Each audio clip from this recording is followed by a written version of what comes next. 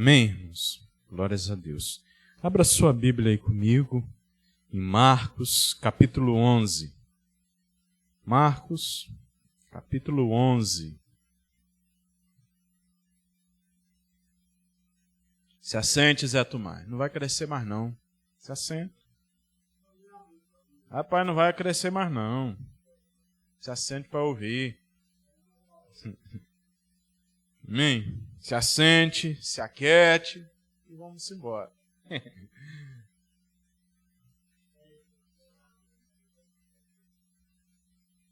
Marcos 11, do 1 ao 11. Todo mundo achou?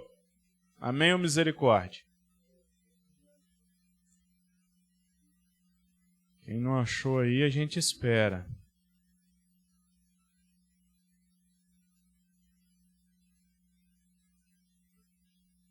Genesi achou? Zé Adão conseguiu achar, Zé Adão? Achou? Vamos lá. Vai falar assim, capítulo 11, do 1 ao 11.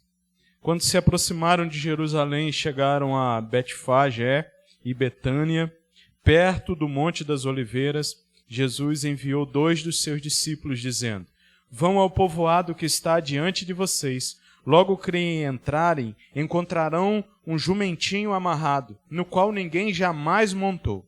Desamarrem-no e traguem-no aqui para mim. Se alguém perguntar, por que vocês estão fazendo isso? Diga-lhe, o Senhor precisa dele e logo devolverá. Eles foram e encontraram o jumentinho na rua, amarrado a um portão. Enquanto o desamarravam, alguns dos que ali estavam lhes perguntaram: o que vocês estão fazendo desamarrando esse jumentinho? Os discípulos responderam como Jesus lhes tinha dito, e eles o deixaram ir. Trouxeram o jumentinho a Jesus, puseram sobre ele os seus mantos, e Jesus o montou. No verso 8, muitos estenderam seus mantos pelo caminho, outros espalharam ramos que haviam cortado nos campos.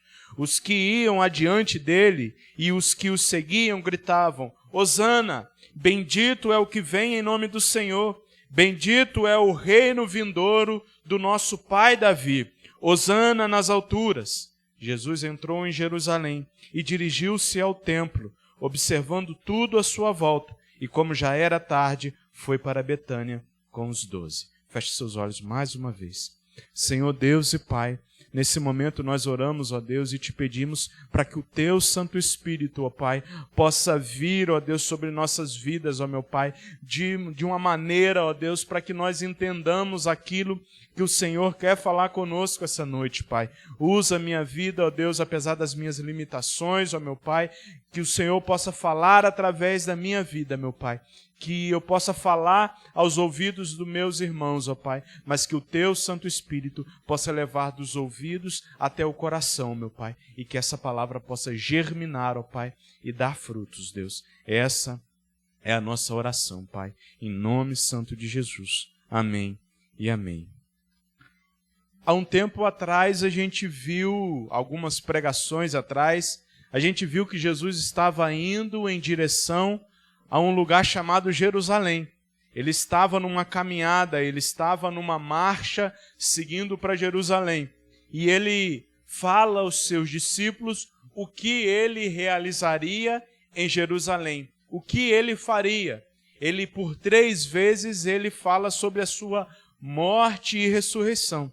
E agora nós estamos vendo aqui, na sua Bíblia aí, tem o título A Entrada Triunfal, né? E o tema dessa mensagem nessa noite é a entrada triunfal e os seus ensinamentos, porque a entrada de Jesus na cidade de Jerusalém, ela tem muito para nos ensinar. Mas, olhando, Jesus está entrando numa cidade há mais ou menos 2000 e poucos anos atrás. O que isso tem a ver com a gente nessa noite? 2024 anos. Depois disso, nós vamos ver. Essa é a hora mais esperada do ministério de Jesus. Essa é a hora onde começa, aonde Jesus ele iria cumprir aquilo que ele veio para fazer, para morrer e ressuscitar. Essa entrada, ela começa a dar sequência na Semana Santa. A primeira coisa da Semana Santa foi a entrada de Jesus em Jerusalém, a qual ele já estava caminhando, a qual ele veio para cumprir o seu propósito eterno. Ele veio para morrer, para entregar a sua vida em resgate de muitos. E note que é em resgate de muitos, não é de todos. Mas como assim, John Lennon? Não é de todos? Porque nem todos querem. Nem todos o aceitam, nem todos falam, Senhor, eu quero estar contigo naquele grande dia. Nós cantamos Maranata, ora vem, Senhor Jesus. Mas nem muitos, nem todos estarão lá, porque ele veio em resgate de muitos. E é justamente em Jerusalém que isso vai acontecer. É justamente nessa cidade que isso vai acontecer. Ele veio para morrer. E agora ele estava entrando triunfalmente em Jerusalém para cumprir o plano eterno do Pai. Muitos teólogos falam que antes de Deus falar haja luz, que é a primeira palavra que nós temos revelada de Deus, antes dele falar haja luz, ele já tinha falado haja cruz. Aqui a gente não está diante de algo, de uma coincidência que está acontecendo aqui. Não, já foi planejado desde a eternidade que Jesus iria vir, iria nascer de um nascimento virginal, iria viver 33 anos, iria ter 3 anos de ministério e iria passar pela morte e a ressurreição. Isso tudo já estava programado. Isso tudo já estava escrito por Deus. Isso tudo já estava planejado e Jesus sabia muito bem disso. Por isso que ele logo caminhou para Jerusalém. Por isso que nada o impediu de cumprir essa missão. Nem o medo carnal. Porque Jesus ele foi 100% homem e 100% Deus. Nem o medo do sofrimento carnal o impediu de fazer essa tarefa, de dar a sua vida em nosso lugar. E se hoje nós estamos aqui é porque, de fato, isso que nós estamos lendo essa noite aconteceu. Não é historinha, não é balela. Isso de fato aconteceu. E Jesus de fato cumpriu esse plano. A entrada triunfal de Jesus em Jerusalém indica o início da fase final do seu ministério. Agora, até a sua morte, se contaria 1 semana. Era a parte final do seu ministério. O ministério de Jesus durou 3 anos apenas. Ele começou com 30 e com 33 anos ele se entregou. Ele morreu naquela cruz. E agora estava dando início à reta final. De Marcos 11 até o final do capítulo, até o final do livro, no capítulo 16, nós vamos ver Jesus na sua última semana de vida. Vamos ver o que Jesus fez nos seus últimos dias de ministério para cumprir aquilo que ele veio fazer, para cumprir aquilo que estava predestinado, programado por Deus desde a fundação do mundo. Só que a entrada de Jesus aqui, ela tem algumas verdades. Primeiro, ela foi a consumação de um propósito eterno. A vinda de Jesus, ela cumpre um propósito eterno, que é esse que nós estamos falando. O propósito de vir, pagar um preço em nosso lugar, porque Deus ele nos cria, como a gente já viu, para sermos perfeitos, para vivermos eternamente com Ele. Só que o homem peca, Adão e Eva lá no Jardim do Éden, eles desobedecem, eles entram em rebelião contra Deus, e agora precisaria da vinda de Jesus Cristo, que seria totalmente homem e totalmente Deus, para pagar o preço no nosso lugar. Eu e você, nós não temos condições de ser perfeitos. Eu e você, nós não temos possibilidades nenhuma de cumprir toda a lei à risca. Por isso que precisava de Jesus Cristo. Por isso que aqui na igreja não é lugar para sãos, é lugar para doentes. Na igreja não é lugar para quem está bom. Afinal de contas, não existe ninguém bom. Todos nós temos pecados. Todos nós, existe algo dentro da gente que a gente luta contra. É a raiz pecaminosa. Por natureza, nós somos pecadores. Muita gente fala, eu vou melhorar primeiro. Eu vou largar os meus vícios primeiro. Eu vou deixar de fazer, eu vou deixar de praticar o pecado primeiro. Depois eu vou para a igreja. Sabe quando isso vai acontecer? Nunca. Nunca. Porque até a nossa morte, nós lutaremos contra os nossos pecados. Até o momento em que nós dermos o último suspiro de vida, nós lutaremos contra os nossos pecados. O que me mostra que de fato eu sou salvo é estar em Jesus Cristo, nesse Cristo que voluntariamente se entregou. Ele veio para dar sua vida. Ele pronunciou a sua entrada em Jerusalém 3 vezes.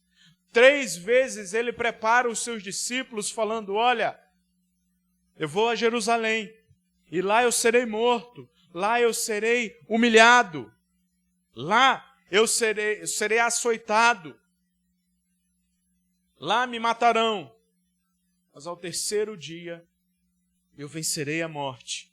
Ao terceiro dia eu vencerei a morte para todo aquele que nele cresce, em Cristo Jesus, vencesse a morte e o sofrimento eterno. É por isso que ele morreu em nosso lugar.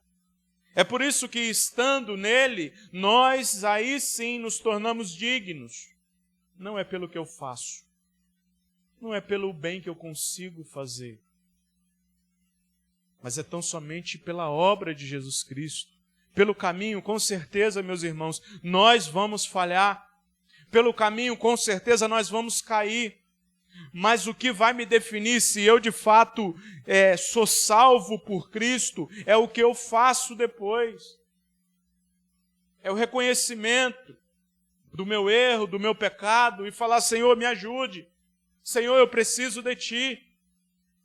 Então a tarefa dele, essa entrada triunfal dele lá, mas John Lennon, entrada triunfal, e ele está indo para a sua semana de morte.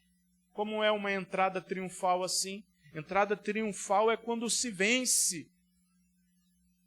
Mas Jesus venceu. Porque ele venceu a morte. Aquilo que podia parar, e Satanás talvez achou que matando Jesus ele ia acabar com tudo. Mas não, ele vence a morte. Porque ao terceiro dia ele ressuscita. Terceiro dia, Jesus Cristo ressurge com o corpo glorificado. Então não foi nada de improviso. Tudo já estava predeterminado e Jesus Cristo, quando ele desce nesse mundo, ele sabia qual era a sua missão. E ele vai em direção à sua missão. Ele vai em direção àquilo que foi o plano de Deus. O plano de salvação, como a gente conhece. O plano de redenção. O plano para livrar a nossa vida da morte eterna. O que está acontecendo aqui, essa entrada triunfal e a morte de Jesus, precisava ter acontecido. Porque senão eu e você estaríamos perdidos. Senão eu e você estaríamos mortos. E não teríamos a vida eterna. Mas é através de Jesus Cristo que nós temos essa vida eterna. E aqui Jesus ele vai falar com os seus discípulos para irem a um certo lugar e pegar um jumentinho. Todo mundo sabe o que é um jumento. Jumento é até desprezado aqui, não é? Jumento é igual cachorro de rua. Tô fora. Jumento é desprezado aqui. Jumento ninguém gosta, né? Aí já falou.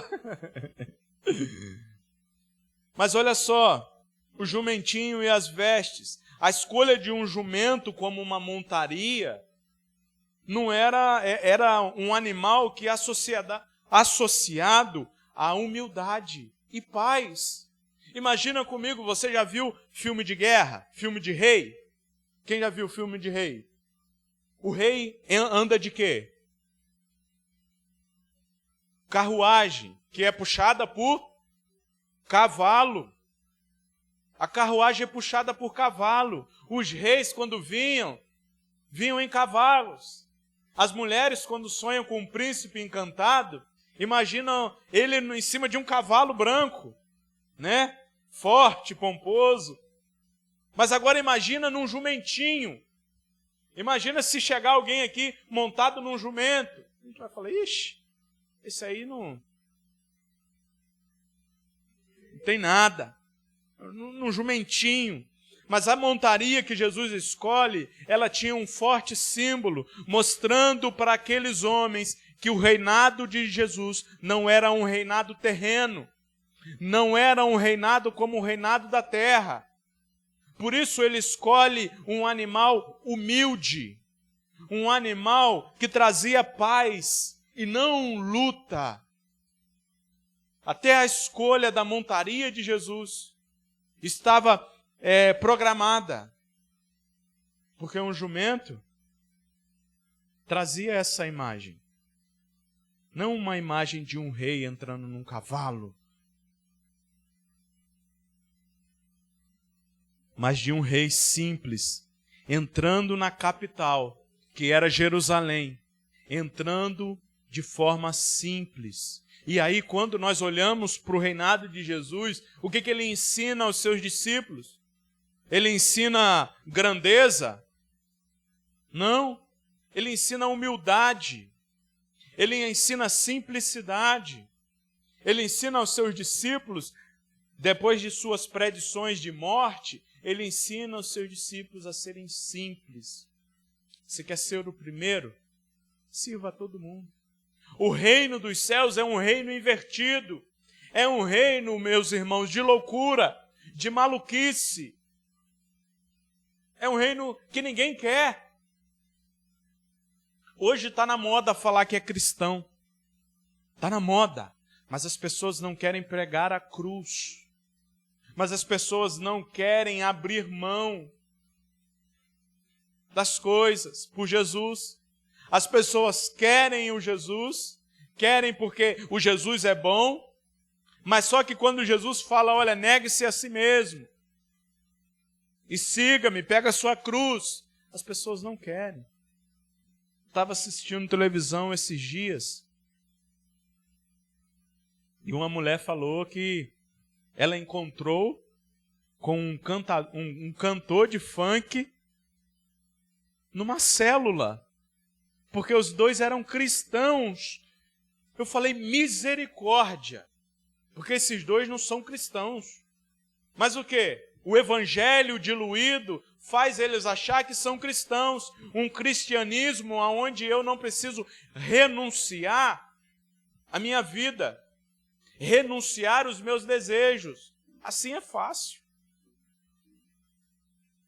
Sem luta, sem renúncia, nós aprendemos com Jesus isso.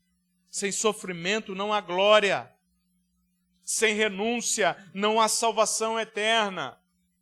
Porque o nosso próprio mestre, ele renunciou. Ele abriu mão de tudo. Ele abriu mão da sua própria glória, de todo o seu poder, para vir sofrer e montar num jumento. Abriu mão de toda a sua glória, de todo o seu esplendor. E aí as pessoas querem Jesus Cristo, porque ninguém quer ir para o inferno. Se perguntar, ninguém quer ir para o sofrimento eterno. Ninguém quer sofrer. E aí, Jesus ele dá a salvação, a vida eterna, mas ninguém quer pagar o preço. Eu só quero a coisa boa. Mas quando fala de pagar o preço, ninguém quer. E aí por isso que está esse evangelho diluído, fraco, sem seguir o exemplo de Cristo, que é sofrer. Por isso que a pregação do verdadeiro evangelho é loucura para o mundo. O mundo procura desenfreadamente por glória. O mundo procura desenfreadamente por riqueza, por fama, independentemente do que ela precisa fazer para ter fama e riqueza. O mundo procura por essas coisas.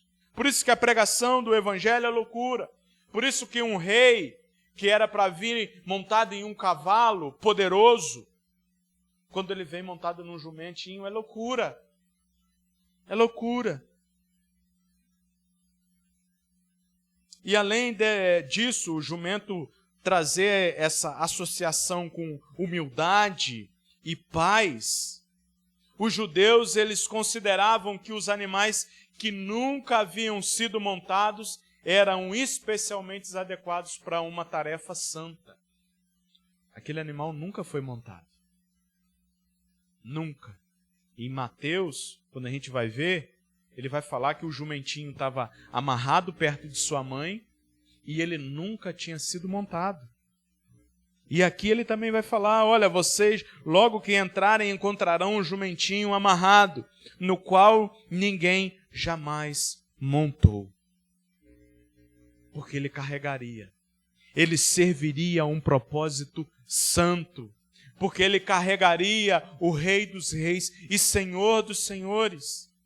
E os judeus viram isso, os judeus acreditavam nisso, que um animal que nunca foi montado, servia como sacrifício, mas eles não compreenderam as Escrituras. Eles não compreenderam. O próprio profeta Zacarias fala que o Cristo viria montado num jumentinho. Zacarias 9:9 predisse que Jesus Cristo, que o Messias, o Rei dos Reis e Senhor dos Senhores, entraria na cidade de Jerusalém, montado em um jumento. E Jesus estava cumprindo tudo aquilo que foi falado acerca dele. Jesus estava realizando tudo aquilo que foi falado que ele iria fazer. Mesmo assim, muitos não acreditaram. Mesmo assim. E nós vemos aqui algo interessante acontecendo. Pessoas gritando, louvando, pessoas estendendo suas roupas e os seus mantos, ramos de palmeiras sendo colocados no chão. A multidão aclama Jesus, espalhando ramos, que significava a alegria da salvação. Eles esperavam o Messias, e agora estava vindo o Messias. E eles estavam encantados com aquilo. Só que o grande problema é que grande parte daquela multidão esperava um Messias terreno. Eles queriam um rei que os livrasse do Império Romano. Mas Jesus, o reinado dele é um reinado eterno. Não é um reinado momentâneo. Não é um reinado terreno. Ele não é um rei político. Só que eles gritavam. E felizes porque o rei estava chegando. Mas não era o rei que eles imaginavam. Mas o rei estava chegando. E eles gritam, Hosana, que significa salva-nos. Salva-nos. É isso que significa Hosana. Salva-nos, Senhor. Só que a salvação que eles queriam era uma salvação terrena. Muitas vezes eu quero uma salvação terrena. Senhor, salva-me da minha dívida. Senhor, salva-me do meu problema de saúde. E aí eu não estou falando que Jesus, ele não cura o nosso problema físico, financeiro. Ele cura e ele tem poder para isso. Mas aquilo de principal que ele veio fazer não foi isso. Não foi. Baseado na sua palavra e nas Escrituras, aquilo de mais importante que Jesus veio fazer não foi me dar dinheiro, não foi me dar riquezas, não foi me curar do meu problema físico, foi me curar do meu problema mortal, que é o pecado, foi me livrar da condenação eterna. Isso sim que ele veio fazer. E aquele povo gritava, Hosana nas alturas, salva-nos, Senhor, reconhecendo ele como Messias e o rei de Israel. No entanto, essa aclamação é confusa. Por um lado, ela expressa a esperança do Messias. Mas no outro, ela revela a incompreensão do povo. Sabe por quê? O mesmo povo que gritou, Hosana, bendito é o que vem em nome do Senhor, bendito é o reino vindouro do nosso pai Davi. Essa mesma multidão, em menos de 5 dias, esse louvor não dura nem 5 dias, porque a multidão depois estava falando, mate-o, crucifica-o, nós escolhemos Barrabás, não Jesus Cristo. A mesma multidão que estava aclamando ele, e clamando, e glorificando, exaltando, falando que ele era o Messias. Quando eles viram que ele não era um Messias político, estava lá gritando, crucifica ele, mata ele. Nós escolhemos um ladrão, nós escolhemos um assassino, no lugar daquele que veio nos salvar. Misericórdia, John Lennon, isso é pesado demais. Eles escolheram um ladrão e um assassino ao invés do Salvador. Nossa, como esse povo é ruim. E você? E eu? Que muitas das vezes escolhemos o caminho errado e não o Salvador. Que negamos a obra que ele faz na cruz. John Lennon, mas eu não nego a obra que ele faz na cruz. Porque eu acredito, eu creio. Não creio de fato. Porque o que ele faz eu não cumpro com a minha vida. Não me posiciono diante dele. Então eu não creio. Como eu falo que eu creio se eu não me posiciono? Aquele povo estava gritando, Hosana, glórias a Deus. E foi o mesmo povo lá, crucifica, mata ele. Escolheram um bandido ao invés do Salvador. Muitas vezes eu escolho um desejo carnal ao invés do Salvador. Muitas vezes eu escolho qualquer outra coisa no lugar do Salvador.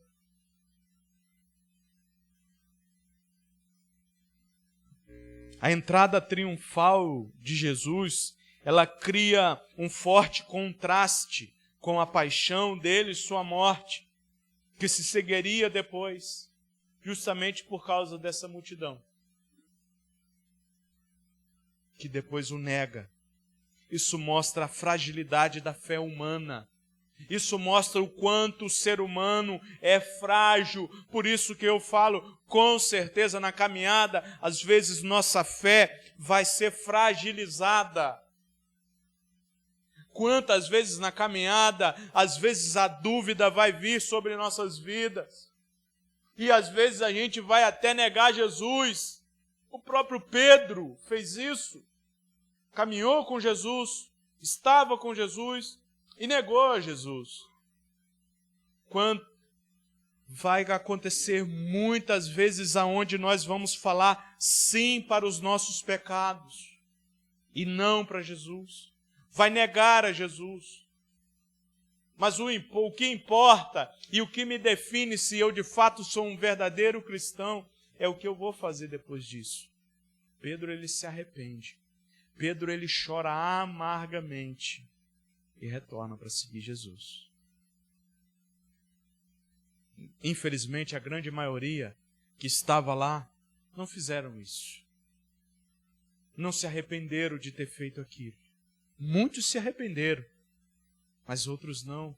Infelizmente, hoje nesse mundo, muitos vão ouvir a mensagem do Evangelho e vão falar, eis-me aqui, Senhor, me salva, me ajuda, mas outros falarão não. Como, John Lennon? Com as atitudes, com sua boca até mesmo. porque nós somos falhos, fracos, precisamos da obra do Espírito Santo em nosso coração.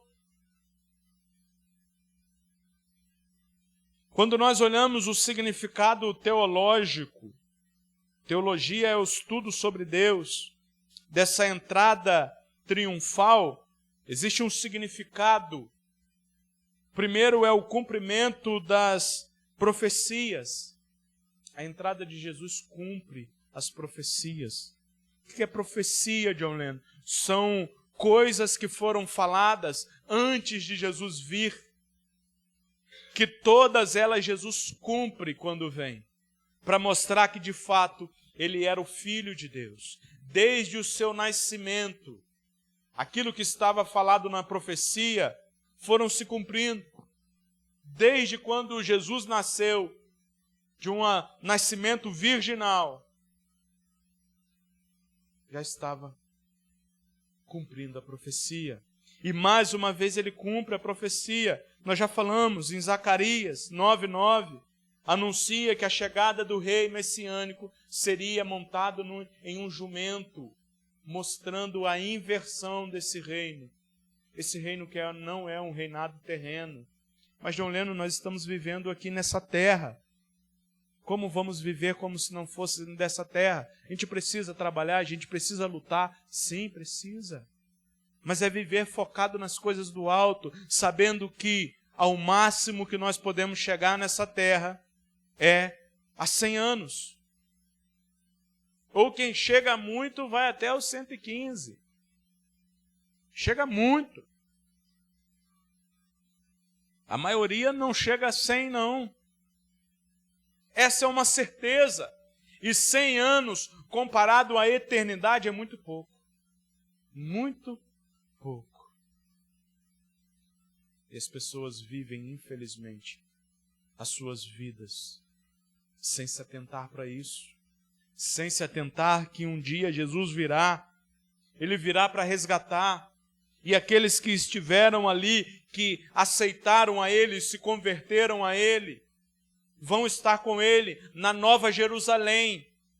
Agora a caminhada para Jerusalém, a Nova Jerusalém, não tem a ver com sofrimento. O sofrimento já foi. No sofrimento nós estamos passando por aqui. Mas aqueles que sofrem por causa do Evangelho, um dia estarão com Ele na glória. Se lembra que sem sofrimento não há glória. Por isso que não dá para ser um evangelho da maneira que eu quero seguir. Não dá para eu falar, eu quero a Jesus, mas eu quero seguir a Ele como eu quero. Eu não quero abrir mão de nada daquilo que eu fazia lá atrás, antes de conhecer Jesus. Eu quero a Ele, mas eu quero carregar todos os meus pecados abraçados, juntinhos comigo. Porque eu gosto do pecado. O pecado dá prazer. Não sou hipócrita. Pecado dá prazer. Prazer carnal. Só que é um prazer momentâneo. É um prazer que vai me levar para a morte. É como uma maçã, que ela é bonita por fora.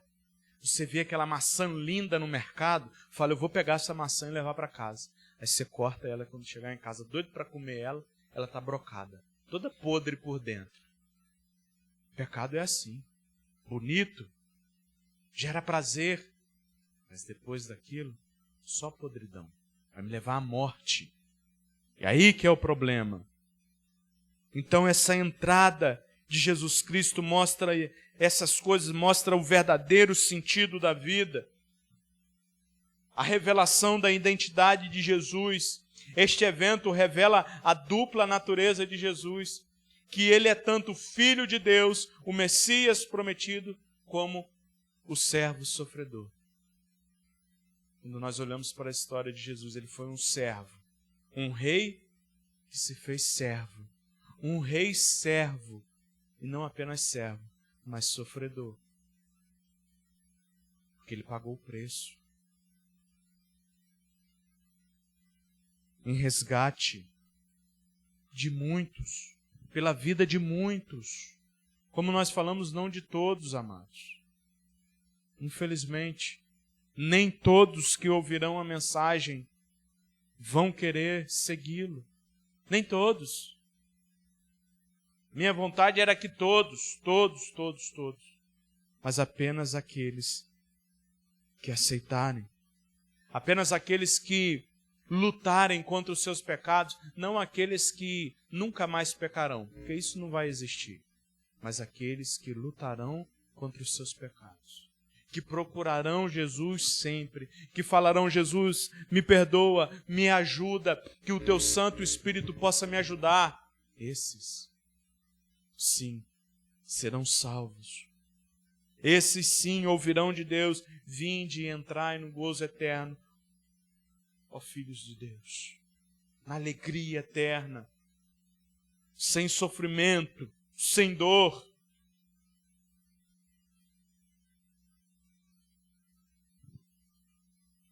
Mas, Joleno, tá bom.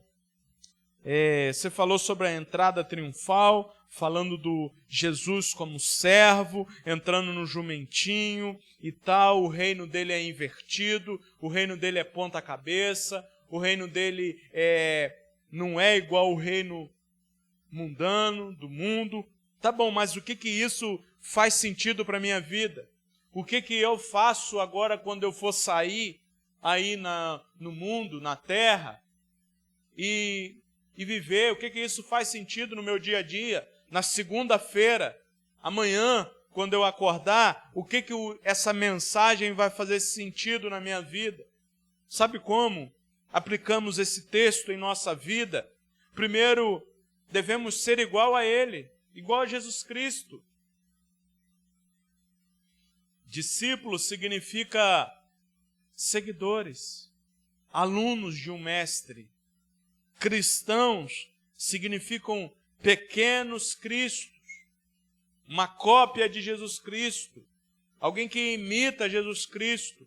E alguém que imita Jesus Cristo precisa olhar para Ele e imitar a sua humildade e o seu serviço. A entrada triunfal de Jesus nos ensina a importância dessas duas características, humildade e serviço. Nós devemos refletir isso como cristãos em nossas vidas. Humildade e serviço. Servir aos outros. Ser humilde. E humilde não tem a ver com pobreza. Tá bom? Humilde não tem nada a ver com pobreza. Existe muito pobre que não é humilde. Existe muito pobre que é soberbo, que se acha o bonzão. Não tem nada a ver. Humildade é totalmente diferente disso. É ser servo. É estar ali para servir. Uma vez eu ouvi uma frase muito interessante. Fala assim: quem não vive para servir, não serve para viver.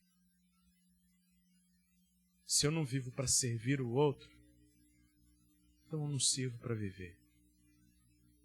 E nesse mundo, um rei, ele é o quê? Servido pelos outros. Não é o rei que serve os outros, mas Jesus, ele contrasta isso, e é ele que serve. Ele, em uma cena, ele lava até os pés dos seus discípulos, que era o serviço mais baixo naquela época. Era lavar os pés do outro. E Jesus faz isso. O rei, o Messias, o prometido, o rei de todas as coisas, donos de todas as coisas, ele faz isso. Segunda coisa que a entrada triunfal de Jesus Cristo pode ser aplicada em nossa vida é a fé. A multidão que aclama Jesus mostra que a fé humana, muitas das vezes, ela é frágil. A nossa fé, muitas das vezes, vai pregar peças na gente, nos fazendo desconfiar. Meu Deus, eu estou passando por tanta luta, é tanto sofrimento, que parece que eu não vou conseguir vencer. E aí a nossa fé se esmurece. E aí a gente entra naquele momento achando que Jesus não existe mais. Porque Ele não está me ouvindo. Ele não ouve minha oração. Ele não ouve o meu chamado. Porque a fé é frágil e a dúvida vem. Mas nós devemos procurar uma fé profunda em Jesus. Duradoura. Baseada na palavra de Deus. Se nós não tivermos contato com a palavra de Deus, a nossa fé ela vai ser uma fé frágil. Ela vai ser uma fé falha. Por isso que devemos ter contato com as Escrituras, porque elas são a palavra de Deus. Terceiro, é uma esperança na cruz, a entrada triunfal, em contraste com a compaixão, com a paixão de Cristo. Nos lembra que a esperança cristã está fundamentada na cruz. Por quê, John Lennon? É pela cruz que nós temos uma ponte que nos liga a Deus. É pela cruz, é pela obra de Jesus Cristo ali na cruz, pela sua morte e ressurreição, que agora nós somos amigos de Deus de novo, que agora nós temos a vida eterna de novo. Mas nós precisamos caminhar pelas pisaduras de Jesus Cristo, pela caminhada de Jesus Cristo. Nós devemos caminhar para Jerusalém.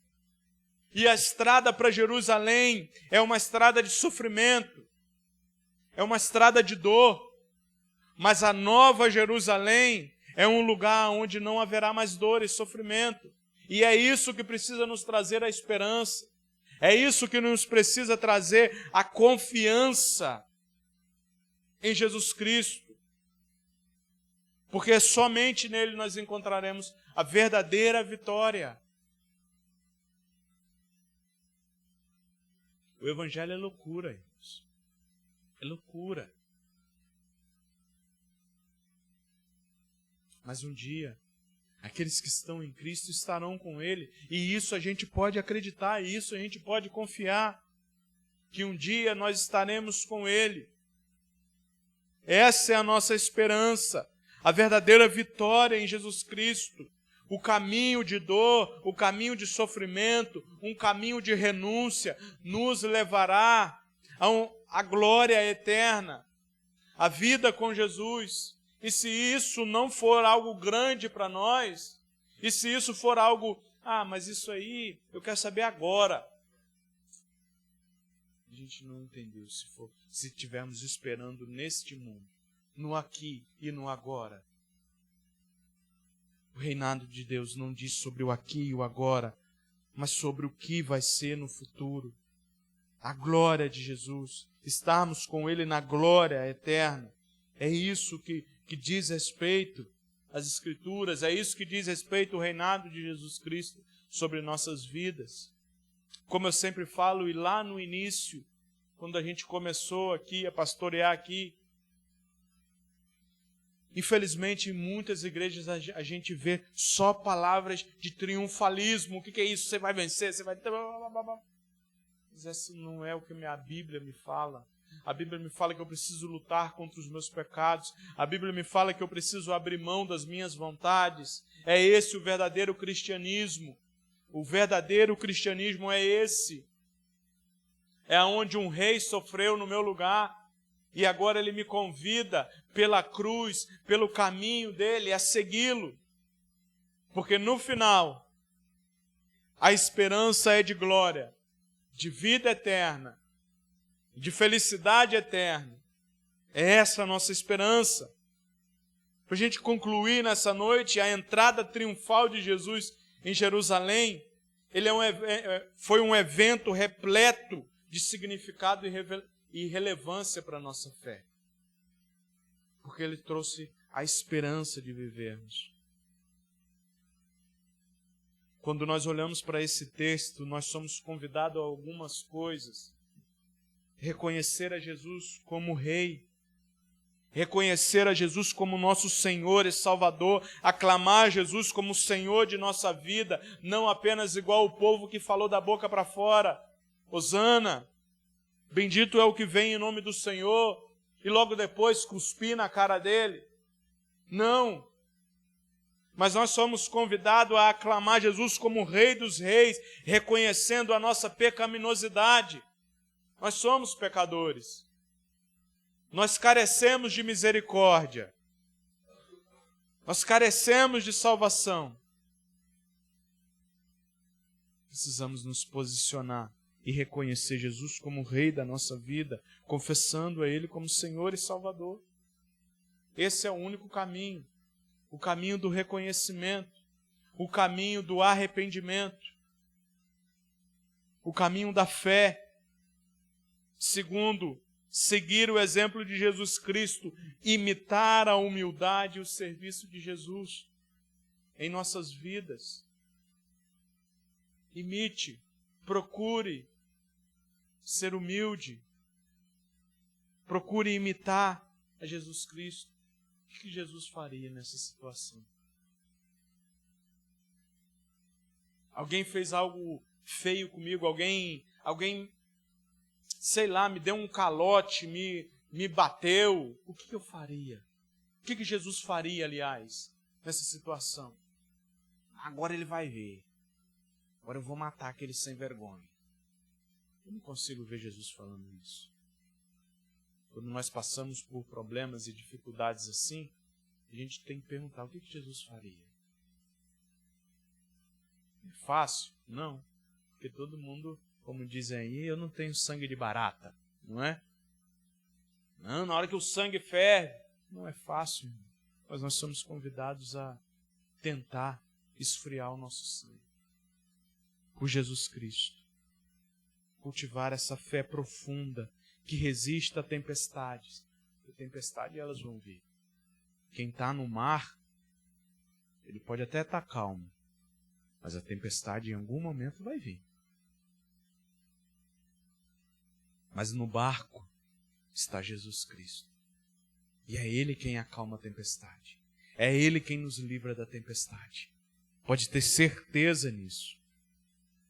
E nós vivemos celebrando a esperança da ressurreição, da nossa ressurreição. Celebrar a vitória de Cristo sobre o pecado, sobre a morte. E viver com esperança na vida eterna. Essa é a nossa esperança. Isso é porque faz pessoas saírem de Friburgo para vir para cá. Isso é o que fez esses homens aqui, os discípulos, morrerem por causa da verdade do Evangelho. E se você acha muito uma pessoa que sai de um lugar e vai para o outro, imagina os discípulos que deram a sua própria vida por essa verdade. Imagina tantos outros homens e mulheres que nós nem sabemos, que morreu por causa do Evangelho. E às vezes a gente não quer abrir mão de algumas coisas por causa do Evangelho. Quando eu vi aquela mulher falando na televisão, ela não quer nem abrir mão de mostrar o seu corpo por causa do Evangelho. E se diz cristã, mas não abre mão.